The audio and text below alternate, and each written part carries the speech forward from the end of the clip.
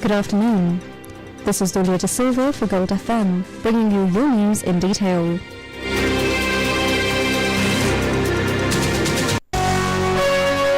The news headlines on Gold FM.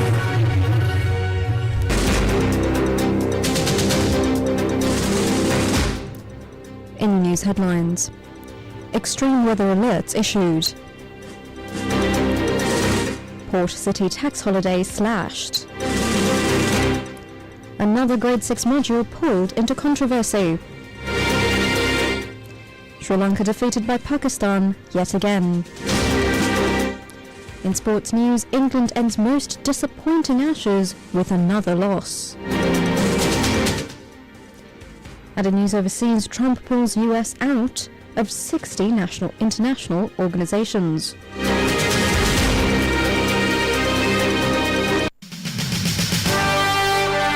The top story on Gold FM.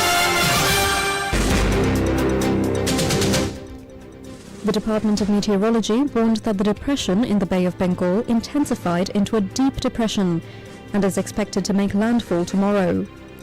The system is likely to enter the island between Hambantota and Kalmanai between 5:30 p.m. and 11:30 p.m.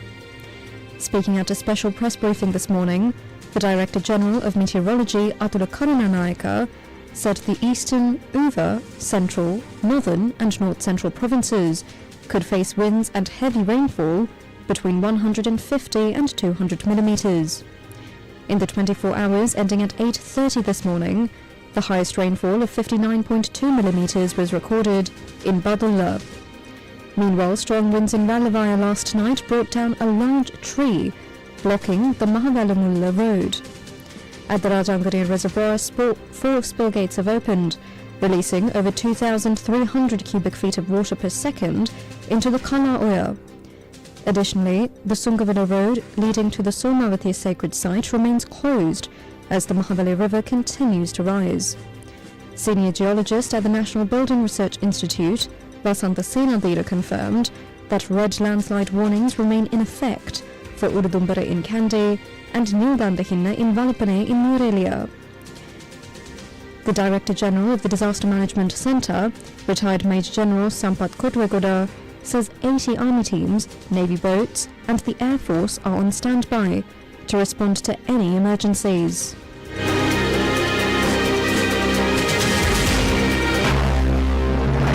This is the local news on Gold FM.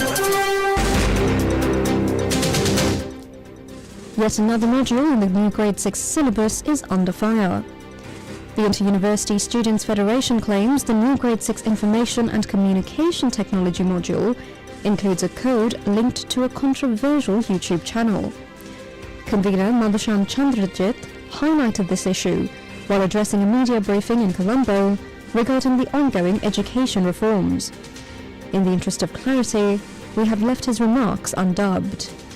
හයවසරේ තොරතුරු තාක්ෂණ හා සංනිවේදනය කියලා විෂයක් තියෙනවා. මේ විෂයේ තියෙනවා ශ්‍රව්‍ය ගුණ සමග වැඩ කරමු කියලා මාතෘකාවක්. මේකේ තියෙනවා QR කෝඩ් එකක්. QR කෝඩ් එක ස්කෑන් කරාට පස්සේ යන්නේ මාළනී බුලත් සිංහල මහත්මියගේ මේ රට මගේ රට කියන ගීතයට. මේ YouTube channel එක තමයි කසියා. එතකොට මේ කසියා කියන YouTube channel එකේ අන්තිමට වීඩියෝ එකක් අප්ලෝඩ් කරලා තියෙන්නේ අවුරුදු 14කට කලින්. ඉතින් ඒ නිසා ඔබට හිතා ගන්න පුළුවන් ඇති මේ අධ්‍යාපන ප්‍රතිසංස්කරණ මේ සිදුවීමෙන් පවා නිර්මාණය කරන්නේ මොන වගේ අරබුදයක්ද කියලා. ඇතුළු කරන ලින්ක් සම්බන්ධව මේ වගේ තියෙන වීඩියෝ සම්බන්ධව මේ වගේ තියෙන channel සම්බන්ධව කවුද වගකීමක් ගන්න මේ අධ්‍යාපන ප්‍රතිසංස්කරණයේ ආණ්ඩුව බලාපොරොත්තු වෙන ඉලක්ක ගණනාවක් තියෙනවා ඒක ඇතුලේ ප්‍රධාන ඉලක්කයක් තමයි නව ලිබරල් වෙළඳපොළට අවශ්‍ය ශ්‍රමිකයෙක් හදන තැනට විතරක් අධ්‍යාපනයේ අරමුණු සීමා කිරීම වගේම තමයි අධ්‍යාපනයේ රජයේ දරන වියදම් අඩු කරන. ඒකට තමයි පෙළපොත් අහෝසි කරලා මොඩියුල් ක්‍රමවේදයක් හඳුන්වලා දෙන්නේ ළමයි 50ට අඩු පාසල් වහලා දාන්නේ. ළමයි එක ශ්‍රේණියක 10ට වඩා අඩුවෙන් ඉන්නවා නම් ඒ පාසල් වහලා දාන්න යෝජනා කරන්නේ. මේව අනුව තමයි.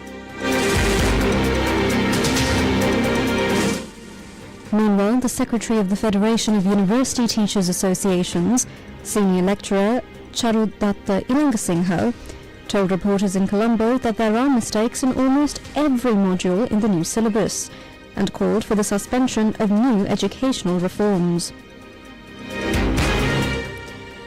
In the meantime, opposition leader Sajid Premadasa claimed in Parliament today that sections of the questions he submitted regarding the controversial Grade 6 English module as well as broader curriculum reforms, were removed. Premadasa claimed that officials edited out part of his inquiry, which concerned the problematic nature of the new syllabus before the questions reached the floor. In the interest of clarity, we have refrained from dubbing his remarks. හය ශ්‍රේණියේ ඉංග්‍රීසි මොඩියුලේ ඇති වී තිබෙන ප්‍රශ්නගත තත්ත්වය සහ නව විෂයමාලා ප්‍රතිසංස්කරණයේ ඇති වී තිබෙන ප්‍රශ්නකාරී තත්ත්වයන් හේතුවෙන් දරුවන්ගේ අධ්‍යාපන අයිතිය සහ මානව අයිතිවාසිකම් උල්ලංඝනය වී ඇති බව රජය පිළිගන්නේද? ගරු කතානායකතුමා මම කියන්න ඕනේ මම මේකට තව ප්‍රශ්නයක් එකතු කරා එසේනම් මේ සම්බන්ධයෙන් වගකිව යුත්තේ කවුරුන්ද යන්න කාරණාව මේ වෙන විට හඳුනාගෙන තිබේද? හැබැයි ඒක කපලා දාලා තියෙනවා. බලධාරියා විසින් කපන ලදී. එහෙම පුළුවන් ද මේ අපි වැදගත් ප්‍රශ්නයක් අහනකොට ඒක කැලලක් කපලා දාන්න. මෙම විෂයමාලා ප්‍රතිසංස්කරණයන් හඳුන්වා දීමට පෙර සිදු කළ ගුණාත්මක සහ විද්‍යාත්මක අධ්‍යයනයන් මොනවාද? ඒ අහපු ප්‍රශ්නේ කැලලක් කපලා දාමලා සිසු දූ දරුවන් පටු දේශපාලන උපක්‍රමයක් වශයෙන් යොදා ගැනීම කියලා ප්‍රශ්නේ කපලා දාලා තිබෙනවා. කොහොමද එහෙම අපි අහන ප්‍රශ්න වල කොටස් කපලා දාන්නේ? ලේකම් මණ්ඩලයේ දැනුම් දෙන එක රිවයිස් කරලා ඔබ කාර්යාලයෙන්ම තමයි ලබා දීලා තියෙන්නේ. මේ මාගා ඔක්කොම තියෙන සාක්ෂි සහිතව. ඒ බොරුවට අපි මේව ඉදිරිපත් කරන්නේ වගකීමෙන් ඉදිරිපත් කරන්නේ. අපි හිතනවා ලේකම් මණ්ඩලය මගින් අද දිනේ තුළදී මේ සම්බන්ධව ප්‍රකාශයක් සිදු කරනවා නම් හොඳයි. Sri Lanka's official reserve assets climbed by 13.1% to reach $6.825 billion in December 2025. This is a significant rise from the $6.034 billion recorded in November. The Central Bank of Sri Lanka released data showing the country's foreign currency reserves strengthened to $6.734 billion by the end of the year.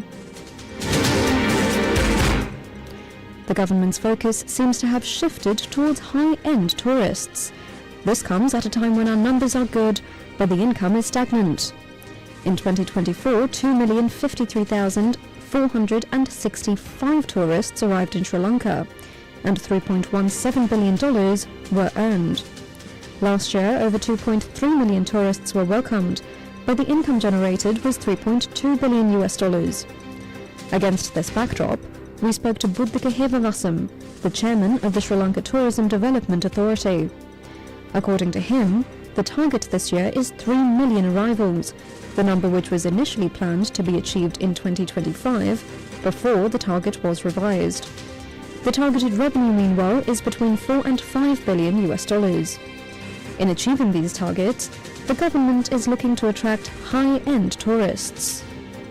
It's all about segmenting it this year and to be target on the higher market segments. Especially talking about India, we got the required numbers in 2025. We got about 530,098 tourists. But what we right now needed is to be getting the right segments. Maybe wedding segments, or maybe wildlife and other kind of experience tourists, or maybe like say luxury holiday seekers and such kind of segments. So with the proper segmentation, we are aiming for the high target. So this year we have been looking for more new products as well as pitching those new products in our marketing communication to the right markets. He then commented on some of the high-end markets that will be targeted in their promotion campaigns. We are looking for certain alternative geographic locations or the alternative markets, especially Middle East as well as the Americas. So we see a potential growth on those areas plus higher spending power in those markets. And also the Asia Pacific market has been growing immensely, especially the markets in the Far East countries as well as in Australia and New Zealand. So those segments necessarily are actually spending higher because they are experience seekers. They were being spending on many other local attractions and engagements. And if you think of the Middle Eastern market, again they have been looking for luxury holidays, which actually is a right market segment for us to be looked at. Speaking to us earlier, the SLTDA chairman said that there is no such thing as high-spending tourists.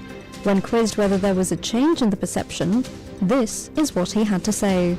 Last time we spoke, you actually said it's a global trend for these higher spending tourists to go down, and there's actually no such thing as a higher spending tourist. So what changed now? Is it the revenue number that you have seen that made you change things, or what's the difference? It's the right mix that we need to look at. So it is like higher spending tourists or having certain attractions and engagement, they are making people to spend money. Right? What happened is in our case, we are not having that kind of spending options. So right now there are so many developments with various spending options. So that helps us to expand that particular segment. So not necessarily whether it is high or low. Sometimes people are staying in homestays. But at the same time, this homestay guy, if he's being engaged in more activities, say somebody is doing surfing, spending money on certain activities, using or taking food from the local outlets, those are what we need to be promoted. So we are very much engaged in the tourism development authority side to make these activities more prominent, especially if you think about Irrigatia, we are doing something of that sort.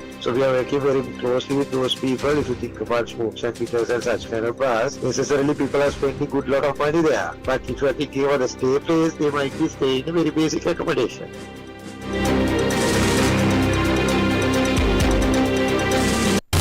Now for some news in brief.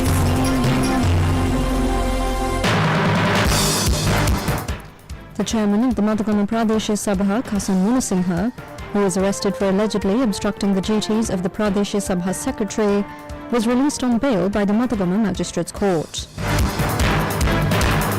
Students facing the remaining subjects of the advanced level examination, which resumes on the 12th of January, who do not have a national identity card or other valid identity documents due to the disaster situation, may instead present 2 certified postal ID-sized photographs.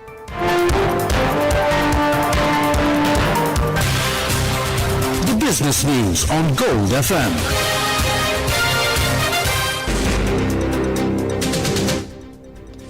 The Sri Lankan Parliament approved sweeping amendments to the Colombo Port City law, replacing indefinite tax breaks with a structured 15-year limit for billion-dollar investments.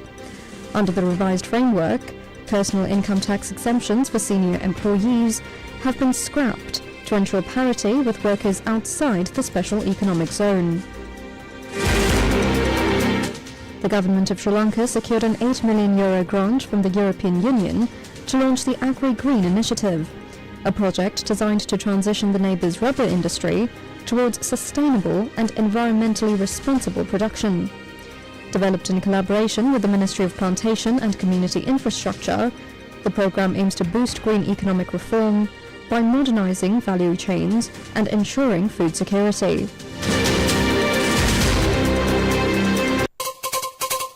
International news on Gold FM. US President Donald Trump signed a sweeping executive order directing the US to exit 66 international organizations and treaties, including the foundational UN Framework Convention on Climate Change. The White House memorandum targets 31 UN entities and 35 non-UN groups, with administration officials describing the move as a rejection of globalist agendas and radical climate policies. Secretary of State Marco Rubio defended the decision, stating that American taxpayer funding will no longer support organizations deemed contrary to US sovereignty or national interests.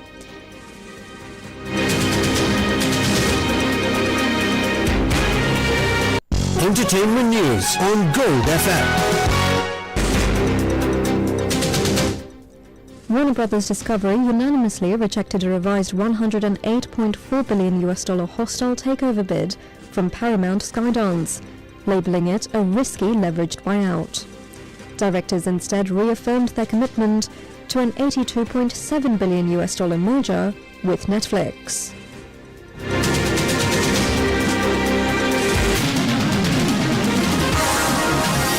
Sports news on Gold FM. Pakistan defeated Sri Lanka by 6 wickets in the first T20 international in Dambulla, taking a 1-0 lead in the series with 20 balls remaining. The visiting side capitalised on a 2-paced pitch, bowling the hosts out for a low total of 128, before comfortably chasing down the target.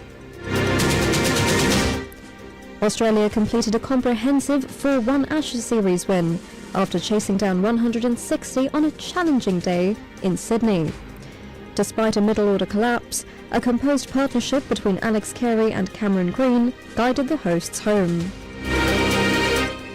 That's it for now. This is Dunia De Silva for Gold FM. Thank you, and have a lovely day ahead.